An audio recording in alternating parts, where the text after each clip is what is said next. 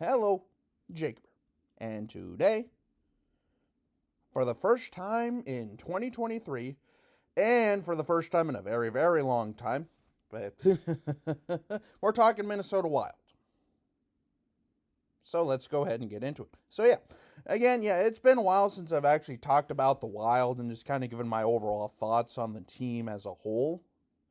But now that we're into 2023, the NFL season has finally started to wind down and all that stuff. We're getting closer to the playoffs, and, the NHL season's starting to ramp up. I mean, we're only a couple months away from the trade deadline, and, let's go ahead and hop into it. So the Minnesota Wild, as of January 6th, have played 37 games and are 22-13-2, with 46 points overall, only trailing the Winnipeg Jets, who have 49 points, and the Stars with 52 points. So what does that mean? The Minnesota Wild are right there, right where we need to be. And what's even crazier about this, too, is the Central this year has just been an absolute logjam. And I think it's finally starting to break a little bit, now that we've started playing a few more games and all that stuff. But the Wild are currently above the Avs by 5 points, and the Avs are tied with the Blues at 41 points. So, I mean, there's still a lot of hockey to be played, and there's still a lot of intrigue here. But, I mean, the Stars look like right now arguably the best team in the Central. The Jets are finally getting healthy, so who knows? Because now the Stars have started to kind of slip a little bit. The Jets are getting back. I mean, Rick Bowness has really turned around that team, basically. I mean, he's kind of turned around the culture because I don't know if you remember a couple of years ago, that whole Line Wheeler, Scheifele thing, and then him stripping Wheeler of the captaincy before going into this year. I mean, you never know just how that stuff is going to happen or, how it's going to have an effect on the players, basically, because some people take that, I mean, not necessarily kindly or, great, but they don't, basically pout and whine and run into a corner or, F this, F that, F everybody, Yeah, so, again, you just never know when you do stuff like that, because basically what that tells you is culture change is coming, whether you like it or not. Basically what Billy Guerin did with the whole Suter and Parise thing here a couple years ago. And, I mean, it's basically kind of a recap on the Central in general, but, I mean, this year in hockey has been really fun to see so far. There's a lot of big names, obviously McDavid, Draisaitl leading Edmonton. Calgary's kind of, leveled out. Florida's looking interesting after that whole trade. And Ovechkin is now Ovechkin now has the second most goals in NHL history.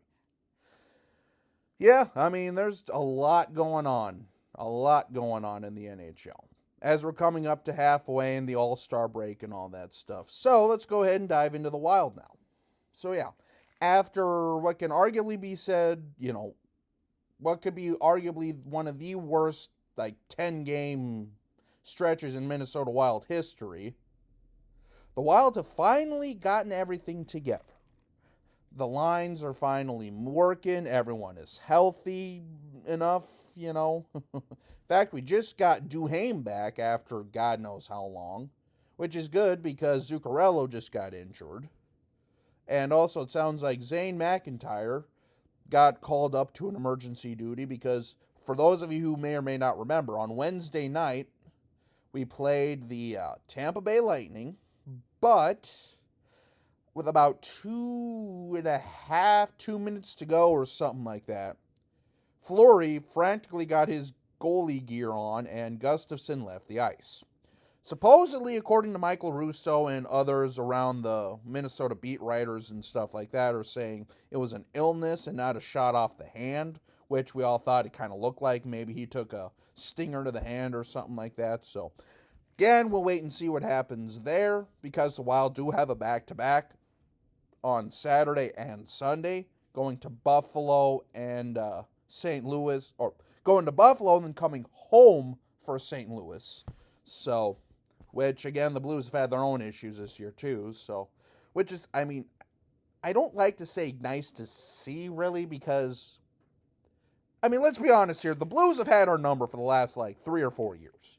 And it's kind of interesting, because the two teams that have really been a pain in our side are the Predators and the Blues. And they just so happen to play in the exact same division as us. I mean, do I have to go back to the playoff series from last year? The fact that I think, Nashville's beaten us 8 out of the last 9 times we've played them. Whew. So.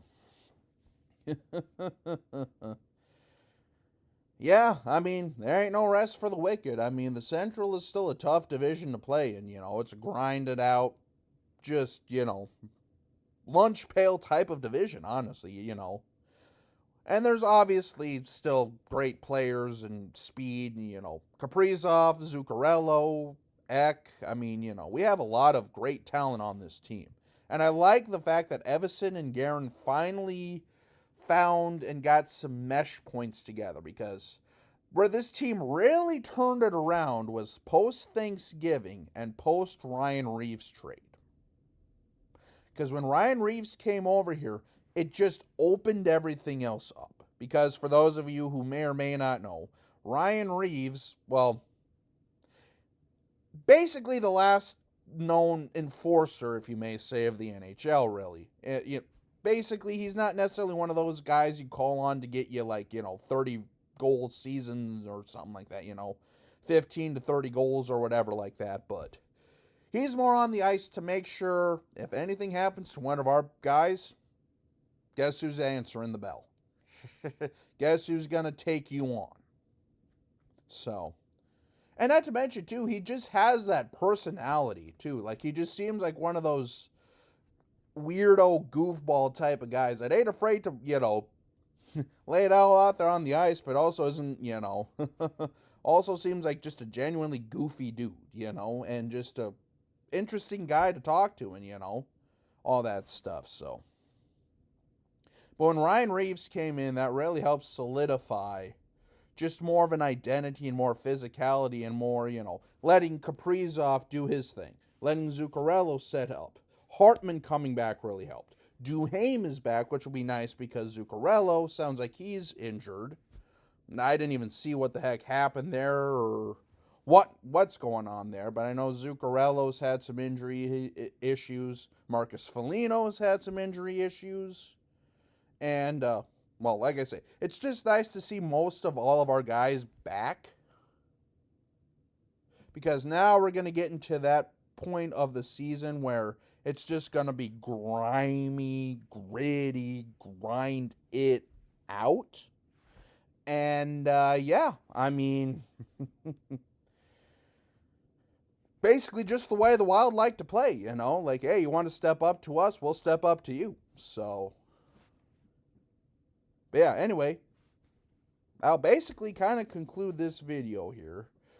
It'll be interesting to see here with, the injuries and stuff like that, just how that all plays out here, because we have had some really nice depth from Iowa kind of fluctuate back and forth. I know Sammy Walker is going to be one of those guys to keep an eye on. And Rossi, it'll be interesting to see if he ever comes back up, because, well, yikes, that was a... Again, I don't think I have to go back into that, but that was a very weird situation that just... I don't even know what the hell happened. But he just wasn't ready. And we'll be curious to see if he tries again this year, if he comes back up next year, or whatnot. And then, of course, probably the last player I really want to talk about here as far as what's going to be interesting to see is trade deadline's coming up. Will will Dumba be traded or won't he be traded?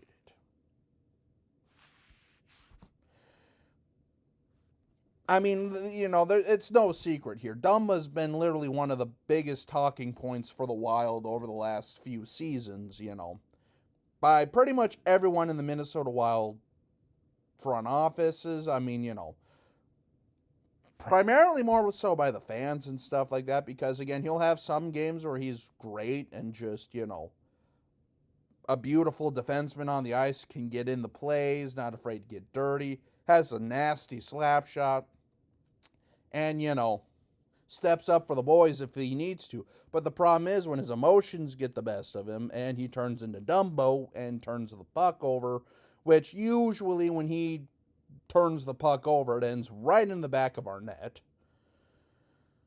It'll be interesting to see what happens there. Like, do the Wild try to re-sign him to a contract? Do the Wild just let him walk? Do the Wild, trade him? I mean, it'll be interesting to see, because Billy Guerin is not afraid to shake it up.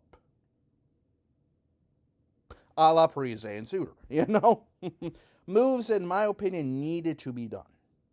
Me and probably a lot of Wild fans would agree there. Even though, again, it's like the whole, ripping off the Band-Aid analogy. But Guerin's not afraid to shake it up. He's not afraid to move pieces if he needs to. Which is nice to see, especially with the whole cap issues from Parise and Suter's contracts, buyout, and all that stuff. So, yeah, we'll wait and see there.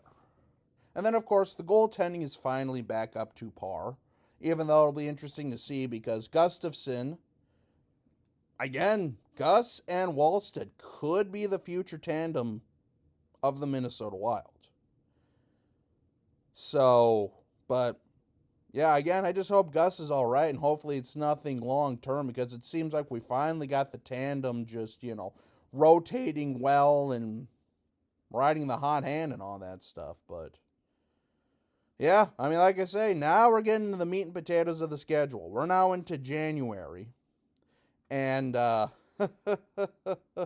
we're just about ready to start getting basically hot and heavy against the Central opponents and all that stuff. So, again, we'll see. So, the Wild are right where they need to be. If we can just keep it up and, get a, few more wins going here, get a 5, 6, 7 game win streak going, keep building momentum, who knows? We could contend for the Central this year. Honestly, because the Stars, yeah, sure, they did beat us pretty badly a few nights ago, or about a week ago now. The Jets, I mean, we've beaten them twice already this year, the Jets. However, though, they are getting a lot of their guys back. And, of course, you can't count out the Avalanche either, because, again, defending Stanley Cup champions. Obviously, they know what they're doing. Or will the Blues make a magical run? Will the Preds get their heads out of their butts? I really don't see Arizona or Chicago. You want to talk about the tank of all tanks there with Chicago. And maybe Arizona? I don't know. Yeah, they struggle against Chicago, yet they blow the brakes off of Toronto and teams like that. You riddle me that one. I guess it just goes to show, any team can beat any team, so. But yeah, boys, we have the destiny in our own hands here, fellas. Let's keep it going. So, until we meet again, this is Jacob. Have a nice night.